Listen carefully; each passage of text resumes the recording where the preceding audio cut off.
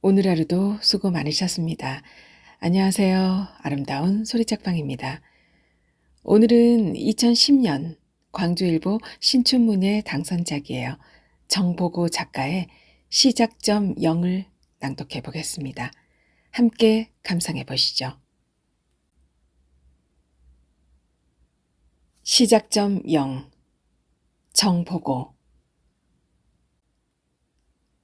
여자의 등 뒤로 달칵 문이 잠기는 소리가 났다. 여자는 닫힌 문에 등을 가만히 기댄 채 섰다. 문 앞을 밝혀주던 불빛이 스르르 꺼졌다. 물체를 인식하면 자동으로 불이 켜지는 인공 센서 전등이다. 전등은 인식했던 물체가 사라졌다고 생각하는 모양이었다. 여자가 엘리베이터 버튼을 누르기 위해 몸을 움직이자 전등은 화들짝 놀란 듯이 다시 불빛을 내뿜었다. 여자는 아파트 1층 출입문 입구에 서서 잠시 망설였다. 일부러 쏟아붓는 것처럼 내리는 굵은 빛발이 여자를 가로막고 있었다. 루사라는 예쁜 이름을 가진 태풍이 몰고 온 어깃찬 빗줄기였다. 태풍은 남부지방의 비닐하우스를 갈기갈기 찢어놓고 산을 무너뜨려 인가를 덮쳤다. 태풍의 이름이 여성인 것은 사나운 태풍을 잠재우기 위해서라는 이야기를 들은 적이 있다. 여자는 루사가 상처받은 여자의 이름이 아니었을까 생각했다. 두 잔의 커피 때문이었을까? 여자가 쉽게 잠들지 못하고 몸을 뒤척였다. 아파트 숲을 빠져나가지 못한 바람이 우 짐승의 소리를 냈다. 길을 잘못 든 바람이 지그재그로 늘어선 아파트 숲을 빠져나가기가 쉽지 않을 것이다. 여자는 몸을 일으켰다. 여자가 싱크대 서랍에서 약통을 꺼내 알약 하나를 손바닥 위에 올려놓았다. 물을 머금고 알약을 입에 넣으려다 말고 여자는 알약을 다시 통에 넣었다. 꿀꺽 여자가 물을 삼켰다. 슬픔 같은 것이 목젖을 타고 가슴 한복판을 지나서 아랫배 깊숙이 고이는 느낌이었다. 순간 여자의 아랫배가 팽팽히 당겼다. 여자는 약통을 서랍에 넣었다. 닫힌 방문 사이로 남편이 코 고는 소리가 새어나왔다. 여자가 안방문을 살며시 밀고 들어가 외출복과 핸드백을 들고 나왔다. 옷을 갈아입는 여자의 손이 퍼붓는 비 때문에 잠시 멈칫했다. 여자는 이내 옷을 입고 핸드폰과 키를 챙겨서 현관문을 나섰다. 우산을 들고 나오지 않은 것을 잠깐 후회하다가 여자는 빗속으로 뛰어들었다. 여자가 전용으로 차를 세워두다시피 하는 장소에 여자의 차는 보이지 않았다. 어디에 세웠더라? 여자는 차를 주차한 곳이 생각나지 않아서 빗속에 망연히 서버렸다. 양 미간을 좁히며 마지막으로 차를 탔던 시간을 되짚으려 애를 썼다. 요즘엔 하루 전의 일도 까마득하게 여겨졌다. 오늘과 어제의 거리가 까마득한 유년의 거리보다 더 멀게 느껴질 때가 많았다. 여자는 주차장의 차들을 눈으로 훑어보며 걷다가 어느 순간 아 하는 탄성을 지르며 그 자리에 섰다. 여자의 차는 그곳에 있지 않았다. 8주째입니다. 50대 초반의 원장이 차트를 뒤적거리며 여자에게 말했다. 여자의 나이 39, 출산 경험 1회 라는 차트 기록을 들여다보며 원장은 여자의 반응을 기다리고 있는 것이었다. 지워주세요. 어저녁부터 굶었어요. 또 한 장. 삶의 갈피를 넘기면서 여자는 흔적을 지우고자 했다. 원장은 안경 너머로 잠시 여자를 쳐다보다가 말했다. 그럼 우선 수술실로 올라가 계세요. 원장은 옆에 서 있던 간호사에게 수술 준비를 하라고 지시를 내렸다. 여자가 수술대 위에 다리를 벌리고 누웠다. 간호사가 손바닥만한 수액 주머니를 가져와 베드 머리맡에 있는 T자형 폴대에 걸었다. 투명하게 떨어지는 수액을 보면서 여자는 얼마 전에 했던 오라소마 테스트를 떠올렸다. 당신은 당신이 선택한 색깔입니다. 개량 한복을 입은 오라소마 프랙티셔너는 여자가 고른 병을 가리키며 말했다. 당신이 선택한 바틀은 눈물을 뜻하는 겁니다. 바틀 색깔이 투명하지요? 요즘 눈물이 많아지지 않았나요? 이제 눈물의 시기가 가고 환희의 시기가 올 것입니다. 다음으로 선택한 바틀이 오렌지색이잖아요. 단, 당신이 현재를 충실히 살았을 때만이 환희의 시기가 옵니다. 그때 여자는 많이 운 것 같다. 여자가 여태껏 밖으로 흘려보낸 눈물들이 수액이 되어 다시 여자의 몸을 채우는 것만 같았다. 조금 뒤 원장이 수술 가운을 입고 여자가 누워있는 베드 옆에 섰다. 마취 주사예요. 자, 숨을 크게 들이마셔요. 여자가 눈을 감고 깊게 숨을 들이마셨다. 그때였다. 여자의 아랫배가 팽팽히 당겨왔다. 여자가 베드로부터 튕겨지듯이 일어났다. 잠깐만요. 미안해요. 정말 미안해요. 아무래도 지금은 안 될 것 같아요. 주사기를 들고 움찔 뒤로 물러서던 원장이 잔뜩 인상을 썼다. 원장이 수술실에서 나가자 간호사가 여자의 손에서 주사바늘을 빼내고 걸려있던 수액 주머니를 신경질적으로 잡아들며 말했다. 아줌마, 수술이 무슨 애들 장난인 줄 아세요? 병원의 지하 주차장을 빠져나온 여자는 시 외곽을 향해 차를 몰았다. 종일 뜨겁게 달구어진 아스팔트의 지열로 인해 열린 차창 안으로 더운 바람이 들어왔다. 일부러 에어컨을 켜지 않은 채 여자는 더위를 견뎠다. 여자는 카 오디오에 CD를 넣고 볼륨을 한껏 높였다. 잔광이 남아있는 하늘빛이 쓸쓸했다. 이렇게 해가 지는 저녁 무렵이면 여자는 동생과 함께 토방에 걸터 앉아 엄마를 기다렸다. 7살이 되도록 말을 제대로 하지 못하던 여동생은 삐삐 하면서 두 손으로 배를 문질렀다. 배가 고프다는 표시였다. 함부로 쏟아져 버린 붉은 빛들이 어둠에 지워질 때쯤이면 엄마는 급하게 대문을 밀고 들어왔다. 아이고 어쩌구나 내 새끼들. 마당을 가로질러 달려와 여자와 동생을 품에 안는 어머니의 몸에서 진한 박하분 냄새가 났다. 어느 날 어둠이 마당을 넘어서 툇마루까지 올라와도 어머니가 돌아오지 않았다.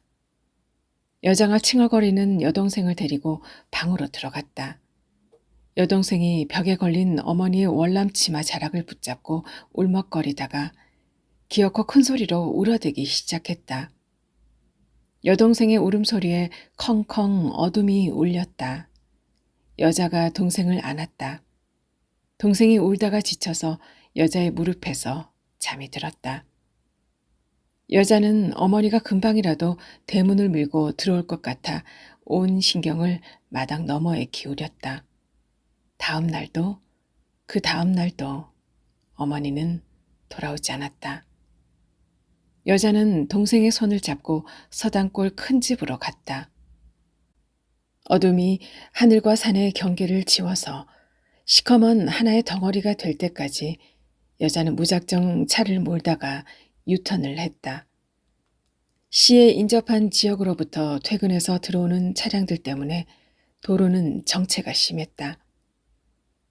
여자가 사는 아파트촌으로 건너가기 위한 교량은 정체가 더욱 심했다. 교량 아래 천변에는 저녁 산책을 나온 사람들로 붐볐다. 여자의 집에서 산책하기 맞춤한 거리인지라 여자가 종종 산책을 나오는 곳이었다. 여자는 집에 돌아가기 위해 직진 차선에서 신호를 대기하고 있었지만 신호가 떨어지자 좌측 깜빡이를 켜서 무리하게 좌회전을 했다. 여자의 차가 하상 주차장으로 들어섰다. 물길을 따라 우레탄을 깐 산책로에 들어선 여자는 즐겨 걸었던 하천의 상류를 향했다. 걷기를 좋아하는 여자는 매번 산책을 할 때마다 홀린 듯이 한없이 걷곤 했다. 걷다가 문득 뒤돌아보면 돌아가야 하는 까마득한 거리 때문에 여자는 참담한 심정이 되곤 했다. 얼마쯤 걸었을까? 하천 양쪽의 6차선 도로는 마지막 교각이 있는 지점에서 끝나고 하천 양옆으로 뚝길이 이어졌다. 시작점 0이라는 흰 글씨가 뚝길에 버티고선 가로등 불빛에 희미하게 비쳤다. 우레탄 길도 끝이었다. 영 너머의 길은 자풀과 갈대밭 사이로 이어지고 있었다. 대부분의 사람들이 번화한 하천의 하류를 향해 산책을 하기 때문에 하천의 상류 쪽인 출발점에는 인적이 드물었다. 여자는 그만 돌아갈까 하다가 갈대밭 사이길로 접어들었다. 그때였다. 천 건너편 갈대숲으로부터 굵은 톤의 남자 목소리가 들렸다. 울부짖는 것 같기도 하고 발성 연습을 하는 것 같기도 했다. 여자가 귀를 기울였다.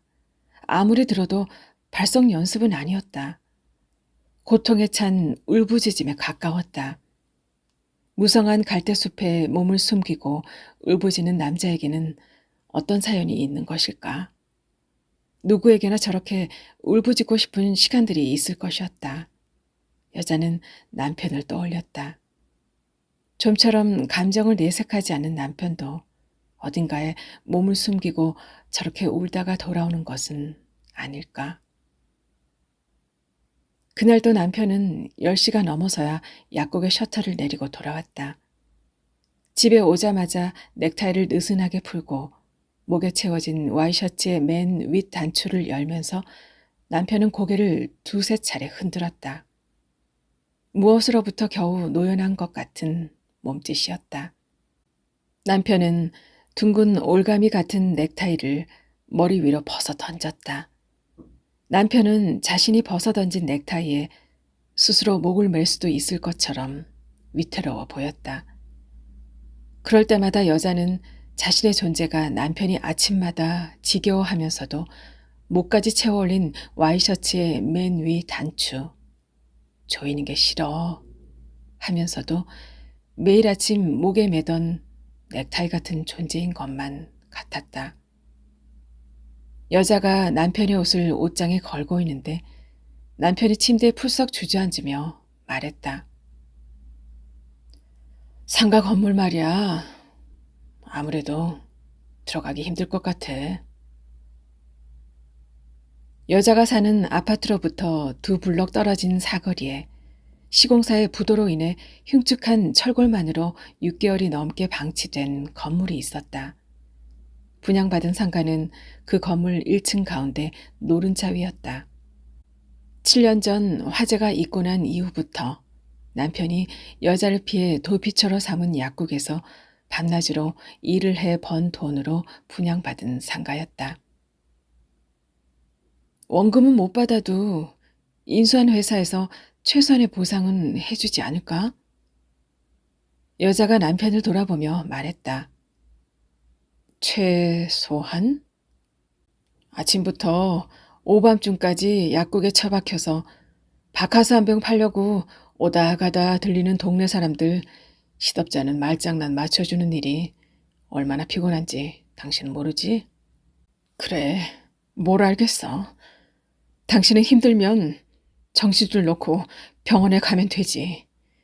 살려고 발버둥치는 내 꼴만 우스운 거야.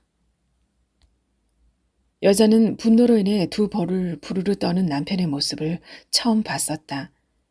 여자는 남편이 더 힘껏 자기를 물어뜯어 놓기를 바랐다. 갈기갈기 찢어준다면 차라리 편할 것 같았다. 한 번도 꺼내지 못했던 그날 밤의 화재, 잃어버린 아이를 칼날 삼아 여자를 난도질해 주기를 바랐다. 그러나 남편은 거기까지였다. 갈대밭의 남자는 밤새도록 울부짖을 것 같았다. 집으로 걸어갈 때까지 여자의 귓전에서 남자의 울부짖는 소리가 떠나지 않았다. 여자는 그날 습관처럼 걸어서 집으로 돌아갔던 것을 기억해냈다. 1시가 넘었는데도 아파트 앞에는 빈 택시들이 긴 행렬을 이루고 있었다. 여자는 택시를 타고 하상 주차장까지 가자고 했다. 새벽 1시가 넘은 시간, 퍼붓는 듯이 비가 내리는데 웬 하상 주차장이냐고 머리가 희끗한 기사 아저씨가 백미러로 여자를 쳐다보며 조심스럽게 물었다. 며칠 전 하상 주차장에 차를 주차하고 산책을 했는데 깜빡 잊고 그냥 집으로 걸어왔나 봐요. 평소에 걸어서 산책하곤 했거든요. 기사 아저씨가 고개를 끄덕거렸지만 왜 하필이면 이 궂은 날 밤늦게 거길 가야 하는지 이해가 안 되는 눈치였다. 빗속에서 잔뜩 웅크리고 있는 차 앞에 여자를 내려준 기사 아저씨가 친절하게도 헤드라이트를 켠 채 여자가 차에 오르는 것을 기다려 주었다. 하상 주차장을 벗어나자 여자는 딱히 어디로 가겠다는 생각도 없이 톨게이트 쪽으로 차를 몰았지만 막상 목적지를 정하려니 갈 곳이 없었다. 여자는 톨게이트에서 통행권을 뽑아들고 오른쪽과 왼쪽 길 사이에서 망설였다. 여자는 오른쪽 길로 접어들었다. 고향을 갈 수 있는 길이었다. 자정이 넘은 고속도로는 한산했다. 빗줄기는 더욱 굵어져서 윈도우 브러쉬가 아무리 바쁘게 움직여도 앞길을 열어주는 것은 역부족이었다. 서두를 건 없었다. 승용차 한 대가 빗속에서 속력을 내며 앞서갔다. 여자는 멀리서나마 앞선 차의 불빛을 보는 것에 안도감을 느꼈다. 그러나 이내 승용차는 어둠 속으로 사라졌다. 맞은편 차도에도 차량의 통행이 거의 없었다. 여자가 속력을 더욱 늦추며 가는데 산더미 같은 짐을 적재한 화물차 한 대가 여자의 차를 추월했다. 여자는 화물차를 바짝 따라갔다. 칠흑 같은 어둠 속에서 화물차는 여자의 길잡이가 돼 주었다. 여자가 일단 쉬어가기로 작정했던 여산 휴게소는 좀처럼 나타나지 않았다. 여자는 길을 잘못 든 것은 아닐까 생각했다. 그러나 고속도로에서 톨게이트를 빠져나가지 않는 이상 다른 선택이 있을 수 없었다. 화물차가 오른쪽 깜빡이를 켜더니 갓길에 정차를 했다. 비를 이길 수 없었거나 졸음을 이길 수 없었나 보다. 여자는 갑자기 달려드는 어둠을 맞닥뜨리며 당황했다. 여자는 속도를 줄였다. 가끔씩 여자의 차를 추월해 가는 차의 꽁무니를 따라갔다. 여자가 차에 속력을 내지 못해서인지 앞선 차를 놓치곤 했다. 앞차의 꽁무니에 달린 미등이 눈을 부릅뜬 짐승처럼 여자를 노려보기도 했다. 여자는 포기하지 않고 따라갔다. 차는 속력을 내더니 어느새 여자의 시야에서 멀어졌다. 결국 여자는 어두운 밤길을 혼자서 갈 수밖에 없었다. 어머니는 다시 돌아오지 않았다. 정숙이 아버지 사우디 간 지가 1년도 안 되었는디 그제 서방질에 눈멀어서 보따리를 싸불었다면서? 그 인물이 보통 인물이요. 노가다 판에서 손 탈까봐 일부러 정숙이 아버지 혼자 현장으로 떠돌다가 장사 미천이나 모아서 마누라랑 살겄다고 사우디로 갔다는디. 대문 밖에서 기웃거리던 아줌마들이 여자를 향해 쯧쯧 혀를 차며 수근거렸다. 뭔 구판 벌어졌다요. 다 가시오. 가. 큰아버지가 대문을 향해 버럭 소리를 질렀다. 오메 저 성질머리 허구는. 여자들이 멈칫 물러섰다. 저 집안도 말줘요. 저 사람은 월남 갔다가 고엽진가 뭔가 때문에 고자가 되어버렸담서. 여자들이 돌아서며 속닥거렸다. 저 사람이 고잔지는 어떻게 알아? 집이가 봤어? 꼭 봐야 알간. 정바닥 미쓰김이 그러대. 그 짓도 제대로 못하면서 맨날 출근된다고. 여자들이 킥킥거리며 멀어져 갔다. 여자가 동생의 손을 잡고 큰 집을 향하는 리어카 뒤를 따르는데 텅 빈 들판으로부터 매운 바람이 불어왔다. 여자가 9살 때 일이었다.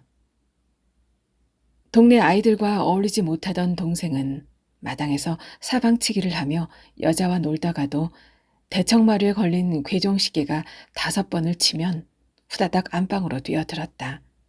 TV를 보기 위해서였다. 어저께 저 시계 소리는 귀신같이 알아듣는지 몰라. 커다란 엉덩이를 실룩거리면서 안방으로 뛰어가는 동생을 보면서 큰어머니는 웃곤 했다. 저녁 밥상을 물리고도 동생은 TV 앞을 떠날 줄 몰랐다. 9시 저녁 뉴스를 하는 시간이 동생이 자는 시간이었다. 동생은 TV 앞에서 꾸벅꾸벅 졸다가 옆에 앉아있는 큰어머니나 큰아버지 무릎 위로 커다란 엉덩이를 쑥 들이밀며 품으로 파고들곤 했다. 어메, 등치는 말 많은 것이 어디로 파고든다냐. 큰어머니는 슬그머니 동생을 밀어냈다. 잠이 오면 어머니 품을 파고들던 버릇 때문이었다. 큰아버지는 차마 동생을 밀어내지 못하고 허참 하면서 어색하게 동생을 안았다. 참말로 별일이구만. 동네 애기들은 당신만 보면 다 도망가는데 정민이는 그래도 핏줄이라고 그렇게 앵기는갑소. 큰어머니는 동생을 신통해했다. 언제부터인가 큰아버지가 먼저 동생을 불러 무릎에 앉혔다. 웜에 우리 정민이 궁둥이 실파간 것 좀 보소. 지금 시집 보내도 되겠네. 가끔 큰아버지가 동생의 엉덩이를 두드리며 놀려대곤 했다. 저녁 설거지를 마친 큰어머니가 순영이네 집에 마실 나간 밤이었다. 그날도 정민이는 큰아버지의 무릎 위에 앉아서 졸고 있었다. 9시 뉴스가 시작되자 여자는 건넌방에 가기 위해 여동생을 부르다가 큰아버지가 동생의 사타구니 사이에 얹었던 손을 재빨리 무릎 쪽으로 치우는 것을 보았다. 큰아버지는 허기침을 하면서 동생을 안아서 건너방으로 옮겨 뉘었다. 다음날 여자는 잠에서 깬 동생에게 일부러 험악한 얼굴로 종주먹을 들이대며 말했다. 너 큰아버지 무릎에 앉으면 죽을 줄 알아? 그러나 동생은 여전히 큰아버지 무릎 위에 앉았다. 여자는 동화책을 읽어주겠다며 동생이 잠들기 전에 억지로 끌어내 건넌방으로 데려오곤 했다. 잠투정하는 동생을 달래기 위해 여자는 얄팍한 무릎을 동생에게 내주었다. 동생은 퉁실하게 살찐 몸을 여자에게 맡겼다. 여자는 어머니가 동생을 재우면서 부르던 노래를 흥얼거렸다. 엄마가 섬 그늘에 김 따러 가면 아기는 혼자 남아 집을 보다가 여자의 눈을 빤히 들여다보던 동생의 눈이 스르르 감기면 여자는 노래를 멈추고 습관처럼 마당 너머로 귀를 기울였다. 삐그덕 대문이 열리고 금방이라도 어머니가 달려올 것만 같아서였다. 겨울 방학이 되었다. 순영이 할머니 회갑잔치가 있는 날이라 동네가 온통 잔치집 같았다. 큰어머니는 일을 거들어야 한다며 순영이 내려 갔다. 배부르게 점심을 먹은 아이들은 볕이 잘 드는 큰 집 담벼락 아래에서 모여 놀다가 누군가의 제안으로 숨바꼭질을 하기로 했다. 여자는 여기저기 숨을 곳을 찾다가 농번기가 끝나서 사람들 출입이 뜸한 큰 집 광으로 숨어들었다. 광문을 닫고 들어서자 생각보다 광 안이 더 어두웠다. 여자는 밖으로 나갈까 하다가 술래가 열을 다 세어가는 것을 듣고는 불이 나게 농기구와 벽가마 사이에 몸을 숨겼다. 조금 후 삐그덕거리며 광문이 열리는 것 같더니 이내 닫혔다. 여자는 안도의 숨을 내쉬고 바닥에 주저앉았다. 시간이 지나고 영숙이 못 찾았어 하는 순영이 소리가 들렸다. 술래가 여자를 찾는 것을 포기한 것 같았다. 여자가 엉덩이를 털면서 일어나는 순간 다시 광문이 열렸다. 여자는 숨을 죽이고 주저앉았다. 누군가 들어오고 있었다. 여자를 찾는 술래는 아니었다. 어둠에 익은 여자의 눈에 어른과 아이로 짐작되는 사람이 보였다. 어버어버 하는 아이의 목소리가 들려왔다. 동생이었다. 괜찮아. 걱정 말고 여기 사탕 먹어. 뒤이어 큰아버지의 목소리가 들렸다. 여자는 온 몸에서 털이 곤두서는 느낌이 들었다. 바스락거리는 소리, 거친 숨소리가 났다. 동생이 울음을 터뜨리려고 할 때마다 큰아버지가 여기 사탕 먹어 하는 소리가 들렸다. 동생이 계속 끙끙대고 있었다. 광에 너무 오래 있었던 탓인지 갑자기 아랫배가 뻐근해지면서 오줌이 마려웠다. 참으려고 애를 썼지만 허사였다. 그렇다고 바지를 내리고 오줌을 쌀 수도 없는 노릇이었다. 몸을 비틀면서 오줌을 참았지만 도리 없이 여자의 아랫도리가 따뜻해지며 신발에 물이 고여왔다. 소리가 이내 잠잠해지고 잠시 후 광문이 열렸다. 큰아버지가 동생을 데리고 나갔다. 열린 문 사이로 마당에 쏟아지는 햇볕 한 줌이 보였다가 이내 사라졌다. 두 사람이 나가고 난 뒤에야 여자는 냉기가 도는 아랫도리로 인해 온몸이 추워지는 것을 느꼈다. 그러나 여자는 문 밖의 세상이 두려워서 광문을 나설 수가 없었다. 언젠가 엄마를 따라 버스를 탈 때처럼 어질어질하고 속이 메스꺼웠다. 여자의 몸이 땅 속으로 쑥 꺼지는 느낌이 드는 것도 같았다. 여자가 눈을 떴다. 방 안이었다. 동생이 옆에서 자고 있었다. 온몸이 욱신거리고 목구멍이 따가웠다. 언제부터 있었는지 큰어머니가 여자와 눈이 마주치자 이 미련한 인사야. 숨바꼭질 2번만 얻어가는 숨 끊어지겠다 하며 여자를 걱정스럽게 쳐다봤다. 수령인에서 늦게 돌아온 큰어머니가 여자를 광에서 발견한 것은 한밤중이었다. 어디에서 놀고 있거니 했는데 밤이 늦도록 여자가 돌아오지 않자 큰엄마는 여자를 찾아 나섰다. 순영이에게 숨바꼭질을 하다가 여자가 없어졌다는 얘기를 듣고 동네 사람들이 온 동네를 샅샅이 뒤졌다. 큰어머니가 오줌을 싼 채 광에서 정신을 잃고 쓰러져 있는 여자를 발견했다. 동생은 예전처럼 큰아버지 무릎에 앉지 않았다. 그러나 양갱이나 사탕을 받아먹기 위해 여전히 큰아버지 주변을 맴돌았다. 초여름이었다. 큰아버지가 백설공주가 그려진 분홍색 슬리퍼 2켤레를 사서 여자와 동생 앞에 내밀었다. 여자는 슬리퍼를 받고 좋아하는 동생을 데리고 뒤편으로 갔다. 여자가 엉덩이를 까고 2켤레의 분홍색 슬리퍼에다 오줌을 깔겼다. 너도 해봐. 동생이 여자를 밀치며 악을 쓰고 울더니 제 슬리퍼를 챙겨서 샘가로 가져갔다. 여름 방학이었다. 큰아버지가 책을 본답시고 엎드려 있는 동생을 쳐다보고 있었다. 흐벅진 동생의 궁둥이에 큰아버지의 눈길이 머물렀다. 정민아, 몇 감으로 가자. 여자가 동생의 손을 잡아 끌었다. 동생은 고개를 절레절레 흔들었다. 여자는 동생을 억지로 이끌고 동네 아이들과 함께 강가에 갔다. 동생이 분홍색 슬리퍼를 철퍼덕거리며 마지못해 따라 나섰다. 여동생은 물을 무서워했다. 여자가 허리를 굽혀 다슬기를 건져 올리며 강가에서 돌멩이를 줍고 있는 동생을 보곤 했다. 다슬기가 바구니의 절반쯤 차올랐을 때였다.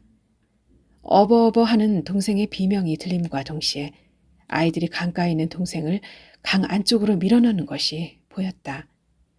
강물은 여자의 무릎께 차올랐다. 동생이 기우뚱 하는가 싶더니 물속으로 주저앉았다. 허우적거리는 동생의 손이 보였다. 아이들이 재밌어하며 동생을 보고 있었다. 여자가 동생을 향해 다가가려는 순간 동생이 벌떡 일어나는가 싶더니 정신없이 냇물을 따라 내려갔다. 동생의 분홍색 슬리퍼가 굼실굼실 떠내려가고 있었다. 여자와 동생의 간격이 순식간에 벌어졌다. 갑자기 여자의 시야에서 동생이 사라졌다. 여자는 동생을 향해 첨벙거리며 뛰어갔다. 가지마! 따라가면 죽어! 아이들이 외쳤다. 여자는 그 자리에 우뚝 서버렸다. 동생이 몇 차례 물 위로 떠오르는 것 같더니 이내 가라앉았다. 남은 슬리퍼 한 짝이 동생이 사라진 물 위에서 맴돌더니 잃어버린 짝을 찾듯이 급하게 떠내려갔다. 동생이 죽은 후 아버지가 왔다. 한 달여를 쉰 뒤에 여자의 아버지는 저녁 밥상을 몰린 자리에서 큰아버지 내외에게 말했다. 강원도에 공사 현장이 있다고 오라는디 가봐야겠습니다. 지가 노가다판을 따라다녀야 해서 정숙이는 형수님이 좀 거저 주십시오. 전처럼 달마다 돈은 붙이겠습니다. 그날 밤 여자는 아버지를 따라가겠노라고 졸랐지만 소용없었다.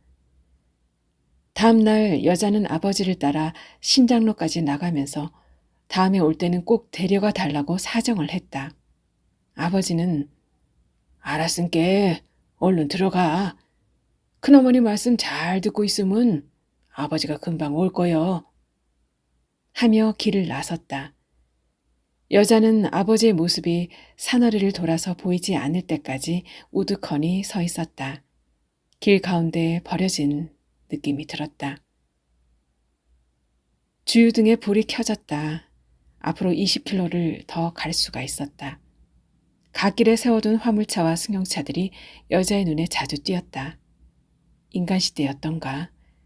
카메라는 3가지 직업을 가지고 하루에 3시간을 자면서 일을 한다는 화물차 운전기사의 24시간을 쫓았다. 늦은 밤, 기사의 아내가 나들이 가듯 도시락과 음료수가 든 작은 바구니를 들고 아이를 데리고 화물차에 올랐다. 운전석에 앉아있던 가장이 카메라를 의식하듯 어색하게 왔어? 하며 아내를 반기고 아이는 앞 좌석 뒷칸으로 넘어갔다. 담요가 깔린 옹색한 공간은 아이의 키에 맞춤했다. 고생스럽지 않느냐는 리포터의 말에 기사의 아내가 말했다. 혹시나 졸음운전을 하지 않을까 집안에 앉아서 걱정하는 것보다는 나아요. 애 아빠 눈꺼풀이 내려온다 싶으면 갓길에 차 세우게 하고 한숨 자기도 해요. 뒷좌석의 아이가 카메라를 향해 얼굴을 들이밀자 한 가족의 행복한 모습이 화면에 가득 찼다. 여자의 아이가 컸다면 아마 그보다 서너 살은 위였을 것이었다. 분만 촉진제를 맞고도 여자는 하루를 넘겨서 아이를 낳았다. 무진 상고를 잠시 잊고 여자는 웃었던 것 같다. 2.8kg의 딸아이였다. 아이의 모습 위에 죽은 동생의 모습이 중첩되기 시작한 것은 아이가 3개월쯤 되었을 때였다. 아이에게 젖을 물리며 눈을 맞추던 여자는 불현듯 자신의 얄팍한 무릎에 몸을 얹고 잠이 들던 동생을 떠올렸다. 몇 차례 물에 떠오르다가 모습을 감춰버렸던 동생의 모습도 떠올랐다. 여자는 아이에게 물렸던 젖꼭지를 빼냈다. 작은 입을 오물거리며 젖꼭지를 찾던 아이가 바락바락 울어댔다. 그 후로 여자는 아이에게 젖을 물리지 못했다. 엄마의 젖꼭지에 길들여진 아이는 우유가 들어있는 고무 젖꼭지를 혀로 밀어내며 입을 다물어 버렸다. 배고픔 때문에 아이는 계속 울어대고 여자는 퉁퉁 불어난 젖을 짜내면서 전 몸살을 앓았다. 멀쩡한 젖을 짜내면서 왜 애는 굶기는 거야? 아이가 며칠 동안 밤새 칭얼거리자 잠을 설친 남편은 여자에게 신경질을 내며 잠자리를 작은 방으로 옮겨버렸다. 남편이 아이를 안고 있을 때에도 아이의 모습이 동생과 중첩되었다. 동생의 사타구니에서 무릎으로 재빠르게 미끄러지던 손의 환영이 여자를 힘들게 했다. 어느 날 여자가 남편의 늦은 저녁 밥상을 차리고 있을 때 아이가 울자 남편이 아이를 안고 주방으로 왔다. 여자는 자신도 모르게 아이를 안고 있는 남편으로부터 아이를 거칠게 빼냈다. 아이는 왜 안고 그래? 애가 울잖아. 온다고 덥석덥석 안아주면 애 버릇만 나빠져. 여자는 아이를 안고 안방으로 갔다. 아이는 실리콘 젖꼭지와 우유가 아직도 익숙하지 않은 모양인지 최소한의 양으로 배를 채우고는 실리콘 젖꼭지를 혀로 밀어내버렸다. 아이가 잠든 것을 확인하고 여자는 안방을 나왔다. 남편은 식사를 끝내고 소파에 앉아서 TV를 보고 있었다.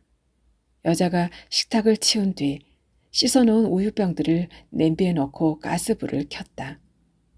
언젠가 센 불에 우유병을 소독하며 잠깐 다른 일을 하다가 우유병을 모두 태워 먹은 적이 있기 때문에 여자는 불을 약하게 줄여 놓았다. 저런 쳐 죽일 놈, 아는 놈이 더 무섭다니까. 저런 놈은 쉽게 죽여서는 안 돼. 길 한복판에 매달아 놓고 지나가는 사람들한테 돌멩이 하나씩 던지라고 해서 서서히 죽여야 돼. 7살 된 여자아이가 이웃에 사는 중년의 신발가게 남자에게 성폭행을 당한 후 안매장된 사건을 보도하는 앵커의 목소리가 주방에까지 들렸다. 여자는 다짜고짜 TV 앞으로 다가가 전원을 꺼버렸다. 이딴 걸 뭐하러 봐? 당신 요즘 왜 그래? 애 때문에 힘들어도 그렇지. 툭 하면 신경질에 짜증해. 이젠 TV도 맘대로 못 보게 하냐? 남편이 리모컨을 다시 켰다. 어린이 성폭력 실태라는 타이틀이 화면 오른쪽 윗부분에 적혀 있었다. 애 깬단 말이야. 여자는 다시 전원을 껐다. 에이씨.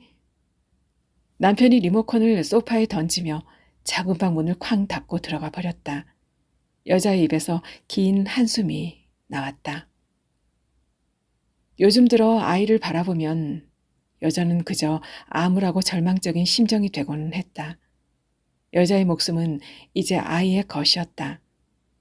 아이가 있는 한 여자는 아무리 힘든 세상이라도 살아내야 했다. 뱀같이 미끄러지는 손으로부터 달콤한 사탕의 유혹으로부터 아이를 보호해야만 했다. 잘해낼 수 있을까? 여자는 불안하고 자신이 없었다. 그 생각을 하면 숨이 여자의 목까지 차올랐다. 여자는 안방에서 외투를 들고 무작정 집을 나왔다. 여자는 큰 길을 따라 걸었다. 밤잠이라 아이가 금방 깨지는 않을 것이었다. 길을 걸으며 여자는 길게 숨을 마셨다. 여자의 가슴에 바늘 구멍만한 구멍이 뚫리는 것 같았다. 조금은 숨을 쉴 수 있을 것 같았다. 살해된 아이는 7살이라고 했다. 7살. 되뇌이며 여자는 동생을 떠올렸다. 여자의 기억 속에서 큰아버지 얼굴은 가물가물했다. 시간이 흐르기도 했지만 큰아버지 얼굴을 똑바로 본 적이 별로 없기 때문이기도 했다. 대신 뱀처럼 미끄러지던 큰아버지의 손. 여기 사탕. 사탕 먹어. 큰아버지의 말소리. 물 위에서 떠돌다가 떠내려가던 분홍색 슬리퍼 한 짝이 여자를 평생 따라다녔다. 여자는 큰아버지를 향해 조용히 욕을 짓거렸다. 한 번도 입 밖으로 꺼내보지 못한 욕을 중얼대면서 여자는 정신없이 길을 걸었다.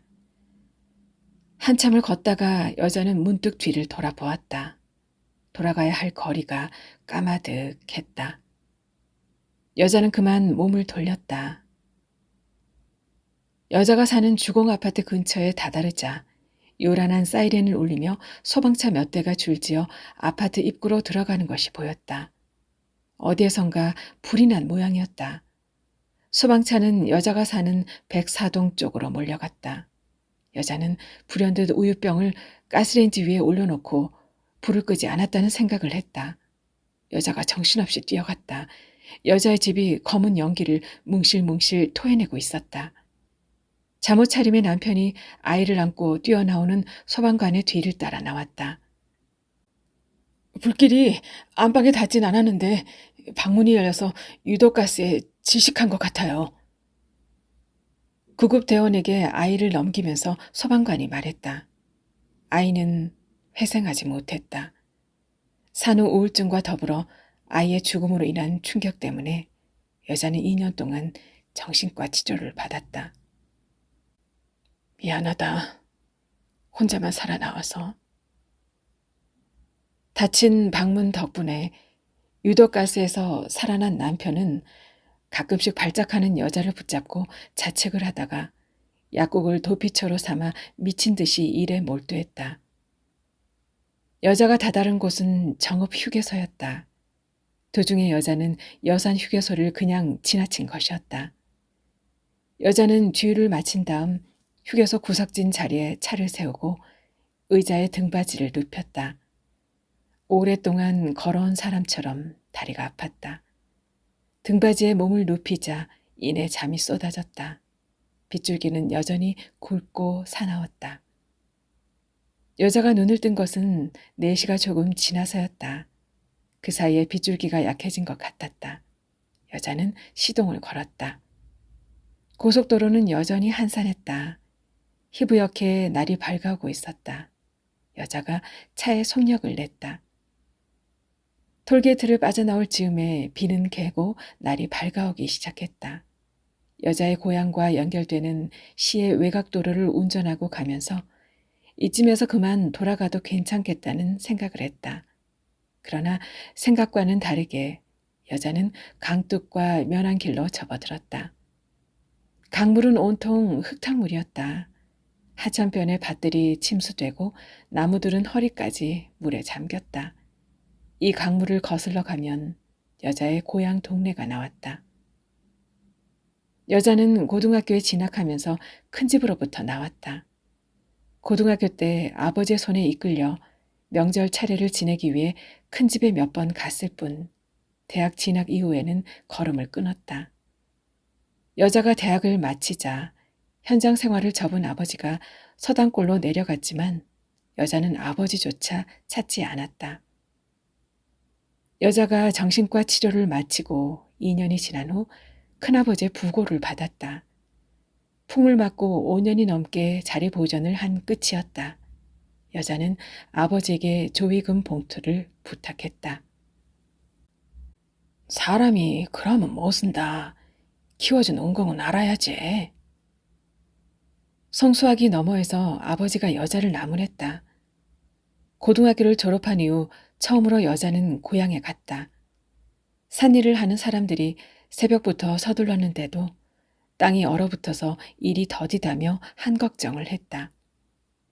초봄의 꽃샘 추위 때문에 장지에 따라온 사람들이 몸을 잔뜩 웅크렸다. 하늘에 구름까지 낀 날씨여서 더욱 추웠다. 여자는 갑자기 오줌이 마려웠다.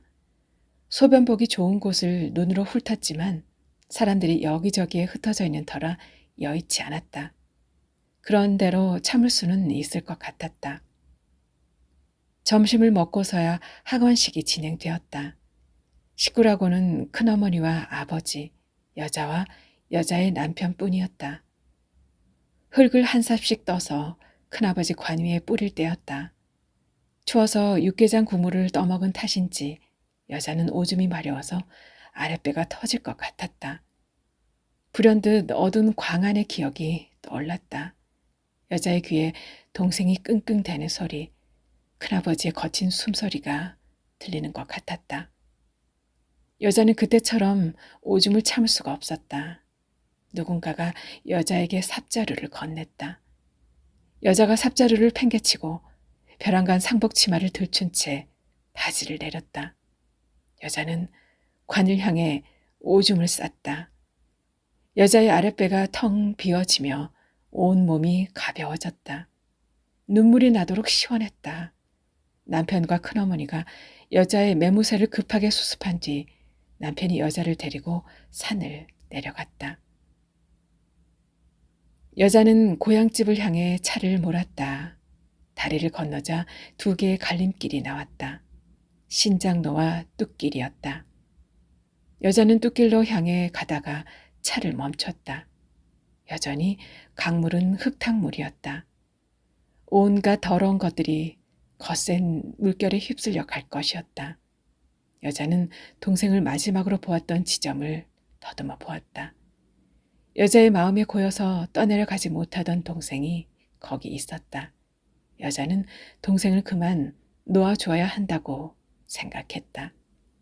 멀리 낮은 산등성이 아래 겁먹은 짐승처럼 엎드리고 있는 작은 마을에 동이 트고 있었다. 한때 여자에게는 세상의 전부였던 곳이었다. 여자는 갑자기 오랜 시간 차를 타고도 느끼지 않았던 멀미를 느꼈다. 긴 여행이었다. 등받이를 젖히고 여자는 몸을 눕혔다. 순간 여자의 아랫배가 팽팽하게 당겨왔다. 여자는 두 손으로 배를 감쌌다.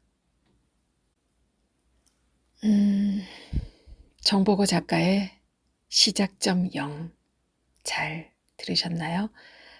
이어서 작가의 당선 소감을 함께 하겠습니다. 할머니가 자꾸만 강의 상류를 향해 거슬러 올라갔습니다. 몇 구비를 돌았을까 할머니는 걸음을 멈추더니 보따리를 풀고 작은 항아리를 땅속에 묻었습니다. 돌아오는 길에 그것이 막내 동생의 태 항아리였다는 것을 알았습니다. 그 언저리에 묻혔다는 제 태는 오랜 시간이 지나도록 늘 날 것으로 남아 제 배꼽을 간지렸습니다. 강물이 밤새 몸을 뒤척이는 소리, 빈 들판을 훑는 바람 소리가 가끔씩 오래된 탯줄을 타고 제 몸속으로 들어오곤 했습니다. 마치 접신을 하듯이 그 소리를 받아서 글을 썼습니다. 당선 통지 전화를 받고 난 후 한참을 그대로 앉아 있었습니다. 불현듯 2002년의 여름이 생각났습니다. 대전 시립미술관 앞마당에서 그리스 신화의 미궁을 소재로 한 무용이 공연되었었습니다. 공연 도중에 한국 축구가 월드컵 8강에 진출했다는 소식이 들렸습니다. 공연이 끝나자 반백의 작가가 말했습니다.